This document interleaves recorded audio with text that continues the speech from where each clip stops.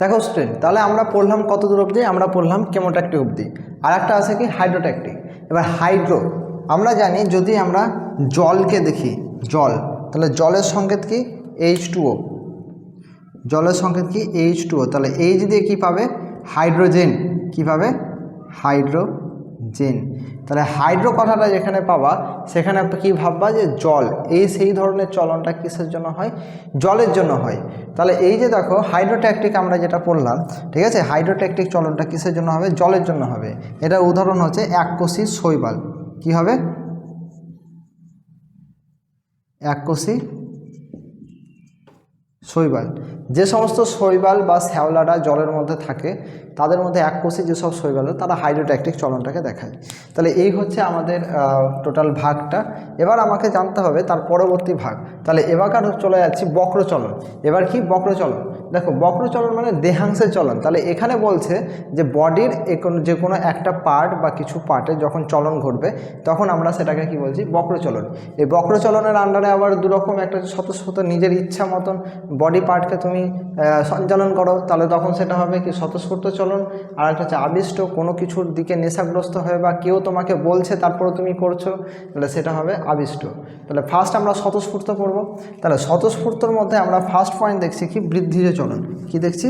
বৃদ্ধিজ চলন।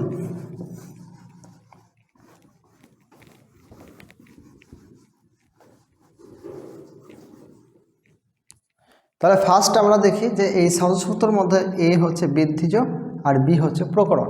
তাহলে আমরা ফার্স্ট এ বৃদ্ধিজ চলন যদি আমরা দেখি, তাহলে বৃদ্ধিজ চলন হচ্ছে তোমার যে কোনো একটা উদ্ভিদের যে সমস্ত বর্ধিষ্ণু অঞ্চল আছে, মানে এক্সট্রা যেসব অঞ্চল আছে, সেটার যদি চলন ঘটে তখন আমরা সেটাকে বলবো বৃদ্ধিজ চলন। যেমন তুমি যে আকর্ষ তোমরা জানো আকর্ষ কি? যদি ধরে নাও যে কুমড়ো গাছ, যদি কুমড়ো গাছের লতা যদি দেখো, সে লতাটা কি হয়? এই যে প্যাঁচিয়ে প্যাঁচিয়ে কোনো কিছুকে ও ধরে নিল, কোনো একটা লাঠি বা কিছুতে ও ধরে পুরোপুরি প্যাঁচিয়ে দিবে, দিয়ে দেখবে আস্তে আস্তে সে কী করবে? সেই দিকে বৃদ্ধি লাভ করবে। তাহলে এইটা হচ্ছে বৃদ্ধিজ চলনের একটা উদাহরণ। তারপরে অপশান বি পাবা তোমরা প্রকরণ। অপশান বি কী পাবা? প্রকরণ। এই প্রকরণের আর একটা নাম হচ্ছে রসস্ফীতিজনিত চলন।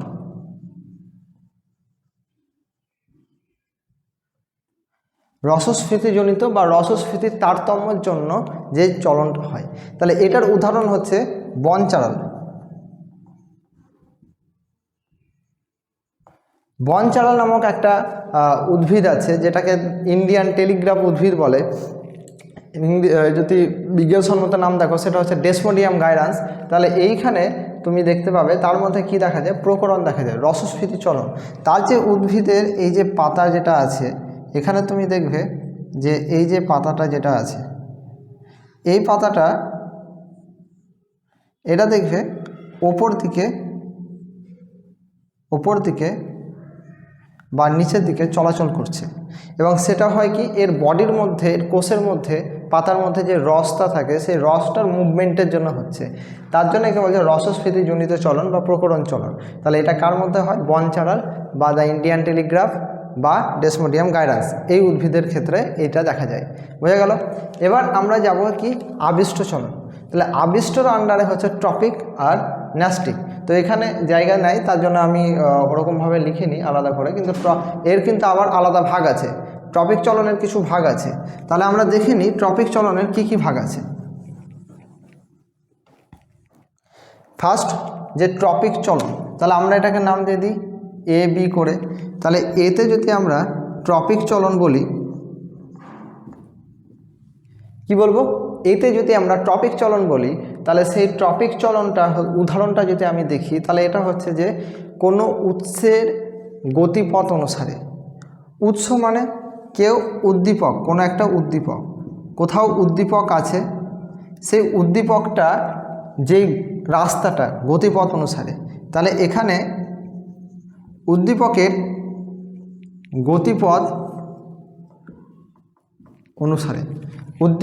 গতিপথ অনুসারে যখন কোনো উদ্ভিদের বা কোনো উদ্ভিদের যখন কোনো অর্গান বা অঙ্গের যখন সামগ্রিক স্থান পরিবর্তন হয়, তখন সেটাকে কি বলছে? তোমার ট্রপিক চলন বলছে। এবার ট্রপিক চলনের ভাগ, সেখানে 1 নম্বর ভাগ পাবে এই যে ভাগটা, যেটা আবিষ্ট চলনের মতন ভাগ পাবে, এই ট্যাকটিকের মতন, যেমন হচ্ছে ফটো ট্যাকটিক। এখানে হবে কি ফটো ট্রপিক। কী পাবে? Phototropic. তাহলে আমি কি বলেছিলাম তখন? ফটো মানে কি? ফটো মানে হচ্ছে আলো। তাহলে আলো উদ্দীপকের দিকে যখন উদ্ভিদ অঙ্গের গমন চলন হবে তখন সেটাকে আমরা কি বলবো? ফটোট্রপিক চলন।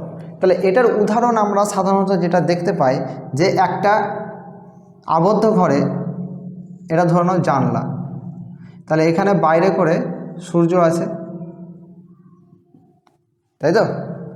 তাহলে এই আবদ্ধ ঘরে করে যদি একটা টবে করে গাছকে রেখে দেওয়া হয়, একটা টবে করে একটা লম্বা এরকম গাছকে আমরা রেখে দিলাম, আমরা কিছুদিন পর দেখব এই যে গাছটা যেটা লম্বা অবস্থায় ছিল সেই গাছটা আর লম্বা নাই, সে এইভাবে কি হয়েছে? বেঁকে গেছে, এইভাবে বেঁকে গেছে। কার দিকে বেঁকে গেছে? তাহলে এইটা আর এই কন্ডিশনে থাকবে না, এটা তখন এইভাবে এত দূর বেঁকে যাবে। তাহলে দেখো ছিল এ লোকেশনে, চলে এলো বি লোকেশনে। কার জন্য এলো? সূর্যের আলোর দিকে জন্য এলো। দেখো সূর্যের আলোটা এই পথে আসছিল না জানলা দিয়ে, তাহলে এই পথে যে আসছিল, তাহলে আমি করলাম উদ্দীপকের গতিপথ অনুসারে। তাহলে উদ্দীপক এখানে কি? উদ্দীপক হচ্ছে আলো। আলোটা কোথা থেকে পাচ্ছে? সূর্য থেকে। তাহলে সূর্য যেদিকে আছে সেই রাস্তা অনুযায়ী দেখো উদ্ভিদের অঙ্গ যেটা কি কাণ্ড, সেটা কি করলো? বেঁকে গেল। তাহলে এইটাকে বলছে কি? ফটোট্রপিক চলন। বোঝা গেল ফটোট্রপিক। এরপরে দেখো, আচ্ছা এখানে একটা ব্যাপার ঘটে, সেটা হচ্ছে যে এই ট্রপিক চলনের ক্ষেত্রে পজিটিভ আর নেগেটিভ এই দুটো ক্রিয়া আমাদেরকে বুঝতে হবে। কি? একটা হচ্ছে ধনাত্মক আর একটা হচ্ছে ঋণাত্মক। মানে ধনাত্মক ট্রপিক চলন ফটোট্রপিক চলন, বা ঋণাত্মক ফটোট্রপিক চলন। তাহলে দেখো ধনাত্মক পজিটিভ, আমি যদি বলি কেউ আমার পজিটিভ, আমার দিকে পজিটিভ, তার মানে সে আমার কথা শুনছে। তাহলে সে যখন আমার কথা শুনছে, তাহলে এখানে সে আমার দিকে পজিটিভ। আর সে যদি আমার কথা না শোনে, তাহলে সে হচ্ছে আমার দিকে নেগেটিভ।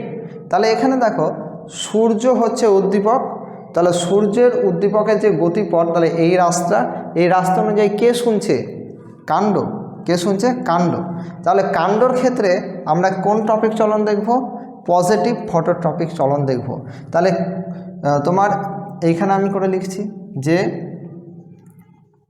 কাণ্ডর ক্ষেত্রে আমরা দেখব পজিটিভ ফটোট্রপিক চলন। তাহলে কাণ্ডের ক্ষেত্রে আমরা দেখব পজিটিভ ফটোট্রপিক চলন। তাহলে নেগেটিভ ফটোট্রপিক চলন কার দেখব? এই যে মূল, মাটির নিচে তো মূল আছে, তাই তো? সে কোন দিকে? যেদিকে আলো আছে তার উল্টো দিকে সে মুভমেন্ট করবে। তাহলে মূল হচ্ছে কি?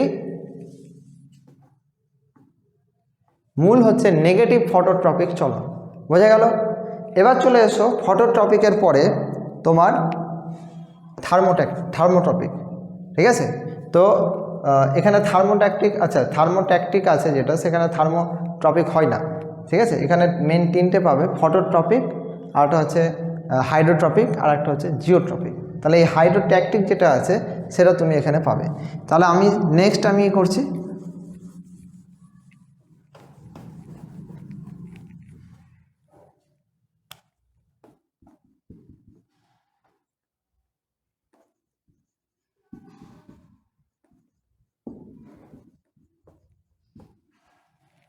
তাহলে দেখো নেক্সট যেটা আমরা পড়বো এবার হাইড্রোট্রপিক। তাহলে হাইড্রো মানে কি? জল। তাহলে জলের দিকে যদি উদ্ভিদ অঙ্গের কোনো মুভমেন্ট হয় তখন আমরা সেটাকে কি বলবো? হাইড্রোট্রপিক বলবো। তো এটার জন্য একটা পরীক্ষা তোমাদের বইয়ে আছে, যে এটা একটা ধরে নাও বাড়ি, সে বাড়িতে একটা কাঁটা ঠুকে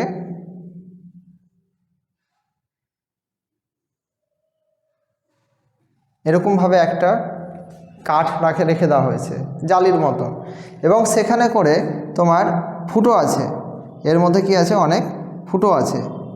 ঠিক আছে? আর তার মধ্যে এখানে করে একটা কন্টিনিউয়াস জল পড়বে সেই ব্যবস্থা রেখে দিয়েছে। আর এই জায়গাটায় আছে তোমার ছোলা বীজ। কি আছে? ছোলা বীজ।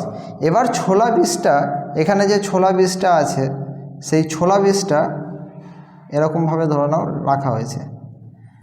তাহলে এখানে ছোলা বীজের থেকে মূলটা যেটা বেরোচ্ছে এই ফুটো দিয়ে কি হচ্ছে, বেরিয়ে যাচ্ছে। এবার দেখো ফুটো দিয়ে যখন বেরিয়ে যাচ্ছে তখন এই যে ফাঁকা জায়গাটা, এটা একটা বাড়ি, এটা হচ্ছে তোমার বাড়ির মেঝে, ঠিক আছে, আর এটা হচ্ছে তোমার কি দেওয়াল, এটা কি দেওয়াল। তাহলে দেওয়ালের ঝুলন্ত অবস্থায় আছে। এবার যদি এই মূলটা যদি বাইরে বেরিয়ে যায় তাহলে কি এই যে জলটা যেটা ওখান থেকে ঢালা হচ্ছিল সেই জলটা কি হাওয়ার মধ্যে পাবে না। কিন্তু মূল কি চাই, মূল সবসময় জল চাই। তাহলে সে আবার তখন আর একটা ফুটো দিয়ে সে ভিতর বেলায় আবার ঢুকে যাবে। তাহলে দেখো এই জলটা এই মূলটাকে টানছে নিচের দিকে, যে তোর রাস্তা হচ্ছে এইখানে, তুই এদিকে আয়, তুই ওদিকে কোথায় যাচ্ছিস। তাহলে এই যে জিনিসটা করলো, মূলটা কার কথা শুনলো, জল যে রাস্তায় আছে সেই রাস্তায় গেল, সে তার কথা শুনলো, তার জন্য উদ্দীপকের গতিপথ। তাহলে এই যে মূলটা তোমার কি হবে, হাইড্রোট্রপিক উদাহরণ হবে এই উদাহরণটা। এবার এখানেও যদি পজিটিভ আর নেগেটিভ কথা বলো, তাহলে দেখো এখানে মূল কি হচ্ছে, মূল হচ্ছে নেগেটিভ না পজিটিভ, পজিটিভ হাইড্রোট্রপিক চলন। তাহলে মূল হচ্ছে পজিটিভ হাইড্রোট্রপিক চলন। তাহলে এখানে বলো যে কাণ্ড কি জলের দিকে চলে, কাণ্ড জল সবসময় ওপর দিকে তো জল নেই। তাহলে কাণ্ড কি হবে, কাণ্ড হবে নেগেটিভ হাইড্রোট্রপিক চলন। তাহলে দেখো এক জায়গায় কাণ্ড হচ্ছে পজিটিভ আর এক জায়গায় কাণ্ড হচ্ছে নেগেটিভ, এক জায়গায় মূল হচ্ছে নেগেটিভ আর এক জায়গায় মূল হচ্ছে পজিটিভ। তাহলে এই যে আমরা এই জিনিসগুলো আমাদেরকে লক্ষ্য করতে হবে, ঠিক আছে। তাহলে আশা করছি হাইড্রোট্রপিক বোঝা গেল। তারপরে হচ্ছে তোমার জিওট্রপিক, আর একটা ইম্পর্টেন্ট টার্ম আছে, সেটা হচ্ছে কি জিওট্রপিক। তাহলে সি হচ্ছে তোমার 3 নম্বর,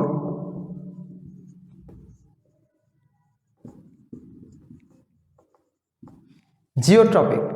তাহলে জিও মানে এটা তুমি বলবে গ্র্যাভিটি। তাহলে জিও কথাটা এসছে গ্র্যাভিটি থেকে, তার মানে অভিকর্ষজ টান। অভিকর্ষজ টানের ফলে আমরা কি পৃথিবীতে ভেসে বেড়াচ্ছি না উপরে উঠে গেছি, পৃথিবী আমাদেরকে মাটির নিচে টানছে। তাহলে এটা কিসের জন্য হচ্ছে, অভিকর্ষজ টানের জন্য হচ্ছে। তাহলে জিওট্রপিক চলন হচ্ছে যখন অভিকর্ষজ টান উদ্ভিদের কোনো অঙ্গকে তার দিকে, তার গতিপথের দিকে যখন প্রসারিত করবে, এগিয়ে দিবে, তখন সেটাকে বলছে অভিকর্ষবর্তী চলন বা জিওট্রপিক চলন।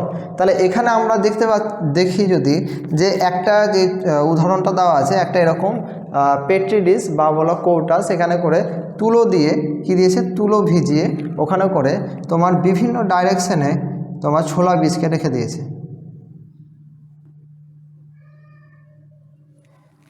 তাহলে এখানে কি হবে, মূল সৃষ্টি হবে।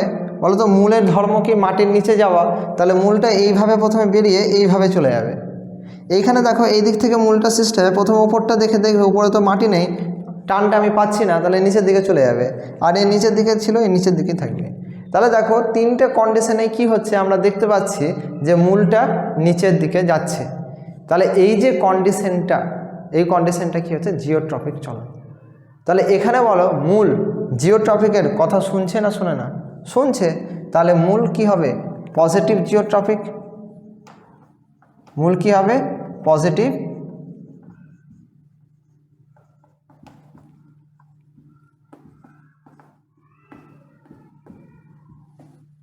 আর কাণ্ড কি হবে, নেগেটিভ জিওট্রপিক চলন। তাহলে আশা করছি তোমাদের এই টপিক চলনের ভাগটা বোঝা গেল, পজিটিভ নেগেটিভ ব্যাপারটা বোঝা গেল, এটা মাথায় রাখবে, ঠিক আছে। এরপরে ইম্পর্টেন্ট টার্ম হচ্ছে তোমাদের ন্যাস্টিক চলন। কি ন্যাস্টিক চলন, সেই ন্যাস্টিক চলনও কিন্তু টপিক চলন আর এই আবিষ্ট চলনের মতন তোমরা টার্ম পাবে। প্রথমে পাবে ন্যাস্টিক চলনের মধ্যে কি, ফটোন্যাস্টিক চলন।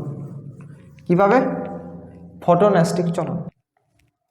তাহলে এবার আমরা পড়ব ন্যাস্টিক চলন। দেখো ন্যাস্টিক চলন, টপিক চলন আমরা দেখলাম কি দিক দেখলাম, যেখানে উদ্দীপক থাকবে তার সেই দিকে চলনটা হবে। ন্যাস্টিক চলনও বলছে উদ্দীপক কোন দিকে আছে সেটা না, উদ্দীপক কতটা পরিমাণে আছে, তার মাত্রা, তার প্রভাব কতটা পাওয়ারে আছে, সেই পাওয়ারটার উপর ডিপেন্ড করে ন্যাস্টিক চলন হবে। তাহলে ন্যাস্টিক চলনের ফার্স্ট পয়েন্ট আমরা কি পড়ব, ন্যাস্টিক চলনের আন্ডারে ফার্স্ট পয়েন্ট আমরা পড়ব ফটোন্যাস্টিক। তাহলে সেম একই ডেফিনেশন, ফটো মানে কি আলো, তাহলে আলো উদ্দীপনার মাত্রা দ্বারা, আলো উদ্দীপনার মাত্রা যখন বেশি হবে বা কম হবে, সেই মাত্রার দ্বারা যখন উদ্ভিদ অঙ্গের চলন হবে তখন সেটাকে আমরা বলবো ফটোন্যাস্টিক চলন। তো এটা আমরা কিছু ফুলের মধ্যে আমরা দেখতে পাই, যেমন ধরো পদ্ম ফুল সাধারণত দিনের বেলায় বেশি আলোতে, তীব্র আলোতে ফোটে। তাহলে এইটা হচ্ছে তোমার কি উদাহরণ হবে? পদ্ম। সূর্যমুখী তীব্র আলোতে ফুটবে, তাহলে সূর্যমুখী হচ্ছে তোমার ফটোন্যাস্টিকের উদাহরণ, পদ্ম হচ্ছে ফটোন্যাস্টিকের উদাহরণ। আবার তুমি যদি এর অপোজিটটা দেখো, সন্ধ্যা মালতী আমরা উদ্ভিদ দেখেছি, সন্ধ্যা মালতী নামটা দেখেই বুঝতে পারছো যে আমরা অনেকেও জানি, অনেকের বাড়িতেও আছে, সন্ধ্যাবেলায় যে ফুলটা ফোটে। তাহলে সন্ধ্যাবেলা আলো থাকে? আলো থাকে না। তাহলে এর বিপরীতে সন্ধ্যাবেলায় যে আলোটা না থাকে, তার ফলে যে উদ্ভিদটা ফুটছে বা ফুলটা ফুটছে, তারা কি চলছে, কোন ধর্মটাকে ফলো করছে? ফটোন্যাস্টিক চলন। তাদের ক্ষেত্রে, সন্ধ্যামালতীর ক্ষেত্রে আমি কি বলবো? ফটোন্যাস্টিক চলন বলবো। ঠিক আছে। এরপরে আমরা একটা টার্ম পাবো, সেটা হচ্ছে থার্মোন্যাস্টিক।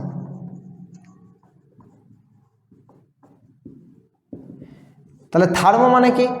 থার্মোমিটার মানে উষ্ণতা। তাহলে উষ্ণতার প্রভাবে যদি, উষ্ণতার তীব্রতার দ্বারা যদি কোনো উদ্ভিদ অঙ্গের চলন হয়, তখন সেটাকে আমরা বলবো কি? থার্মোন্যাস্টিক। এটা উদাহরণ হচ্ছে টিউলিপ ফুল। টিউলিপ ফুল কি হয় যে, তোমরা দেখেছো টিউলিপ ফুল, যে বইও দেখবে আছে, টিউলিপ ফুল খুব সুন্দর সুন্দর ফুল। তো সেই টিউলিপ ফুলটা যদি এরকম মেঘলা দিন হয়, সেরকম রোদ তোদ না বেরোয়, উষ্ণ যদি না থাকে, তাহলে কিন্তু সে ফুটবে না। তার একটা নির্দিষ্ট টেম্পারেচার রেঞ্জ আছে, সেই রেঞ্জে সে কিন্তু ফুটবে। বোঝা গেল? 20 হিসাবে থেকে যাবে। তাহলে এই যে থার্মোন্যাস্টিক চলনটার উদাহরণ তুমি পাবে টিউলিপ ফুল। ক্লিয়ার? তারপরে দেখো আর একটা টার্ম পাবে,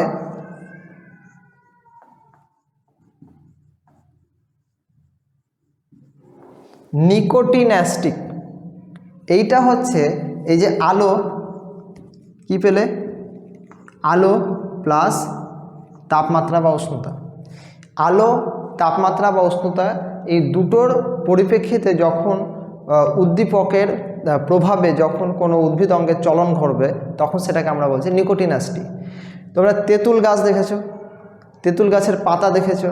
তো তেঁতুল গাছের পাতা যেটা, সেটা কি হয় যে তীব্র আলোকে ফোটে, আবার কম আলোকে বুঝে যায়। তাহলে এই ক্ষেত্রে আলো আর উষ্ণতা দুটোই কিন্তু কাজ করে। তাহলে তেঁতুল গাছের পাতা কিন্তু একটা উদাহরণ হবে তোমার কি? নিকোটিন্যাস্টিক। ক্লিয়ার? এরপরে তুমি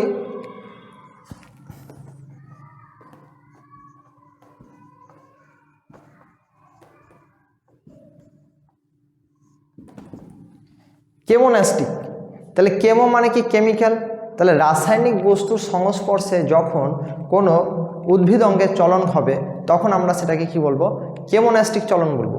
তাহলে এখানে কেমোন্যাস্টিক চলনের উদাহরণ কি হতে পারে? আমরা সাধারণত যে সূর্য শিশির বা কলসপত্রী এই ধরনের উদ্ভিদগুলো দেখেছি। আমি যদি একটা অন অ্যান অ্যাভারেজ কলসপত্রী উদ্ভিদের যদি ছবি আঁকি, তাহলে এইটা এরকম একটা ছবি থাকে, একটা উদ্ভিদ থাকে। এই উদ্ভিদটার এইটা হচ্ছে একটা ঢাকনা। কি? এটা একটা ঢাকনা। যদি এইভাবে দেখো, এইটা হচ্ছে ঢাকনা, আর এইটা হচ্ছে তার কলসির মতন স্ট্রাকচার, তার জন্য একে বলছে কলসপত্রী।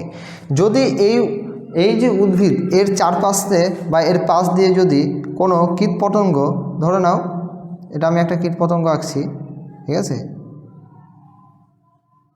তো কোনো যদি কীটপতঙ্গ যদি এর চারপাশ দিয়ে যাওয়া আসা করে, এবার সেই পতঙ্গের বডিতে যে পুষ্টিরস আছে, প্রোটিন বা ফ্যাট বা যাই হোক, সেইটা যে আছে, সেটা কি একটা কেমিক্যাল ফর্মে আছে। তাহলে তখন কিন্তু এই যে উদ্ভিদটা আছে, সেই উদ্ভিদটা এক ধরনের সুগন্ধ এখানে করে ছাড়ে, এবং সেই গন্ধটা খাবারের গন্ধের মতন থাকে, যেটা পতঙ্গরা খায়, এবং সেই গন্ধের লোভে করে তারা ভিতরে ঢুকে, যেই ঢুকে তেমনি আটকে দেয়। আচ্ছা, গন্ধটা তারা কখনই করবে? একটা প্রোটিন জাতীয় খাদ্য যখন তার চারপাশে যখন ঘোরাঘুরি করবে, তখন তাকে আকৃষ্ট করার জন্য করবে। তাহলে এই যে একটা কেমিক্যালটা কার বডিতে আছে? এর বডিতে আছে। তা এই কেমিক্যালটা এর বডিতে আছে, তার ফলে কী হচ্ছে, যখন আসছে তখন এই কেমিক্যালের প্রভাবে এই ঢাকনাটা বন্ধ হচ্ছে। এই যে ঢাকনাটা বন্ধ হচ্ছে, সেইটা হচ্ছে কি? চলন। তাহলে এই ধরনের চলনগুলোকে কি বলবো আমরা? কেমোন্যাস্টিক চলন বা রসায়ন ভিত্তিক চলন। এরপরে আর একটা উদাহরণ আছে, সেটা হচ্ছে সিসমোনাস্টিক। কি? সিসমোনাস্টিক।